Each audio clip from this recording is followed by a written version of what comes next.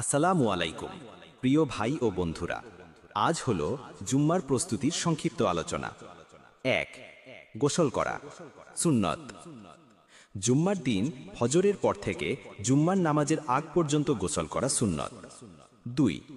পরিচ্ছন্ন ও উত্তম পোশাক পরা, পরিষ্কার কাপড় পরা এবং সম্ভব হলে সাদা কাপড় পরা উত্তম। আতর ব্যবহার করা সুন্নত, যদি মসজিদে অন্যদের কষ্ট না হয়। ৩. নখ ও অপ্রয়োজনীয় লোম পরিষ্কার করা, সপ্তাহে একবার পরিষ্কার পরিচ্ছন্নতা বজায় রাখা উত্তম। জুম্মার দিন এই কাজগুলো করলে তা দ্বিগুণ ফজিলতপূর্ণ। ৪.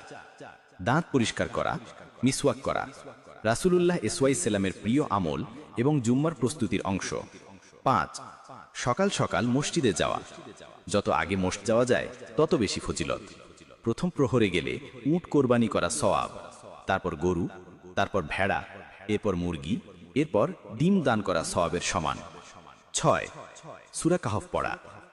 জুম্মার দিনে সূরা কাহফ পড়া অত্যন্ত ফজিলতপূর্ণ, এটি শয়তানের ফিতনা থেকে রক্ষা করে। ৭. ইমাম সাহেব খুতবা দিচ্ছেন এমন সময় চুপ থাকা, খুতবার সময় চুপ থেকে মনোযোগ সহকারে শোনা থাকা। খুতবার সময় চুপ থেকে মনোযোগ সহকারে শোনা ফরজ এবং কথা বলা হারাম। ৮.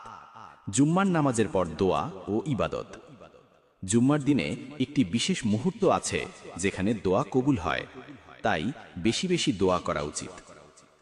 আল্লাহ তাআলা আমাদের সবাইকে জুম্মার ফজিলত লাভ করার তৌফিক দান করুন। আমিন।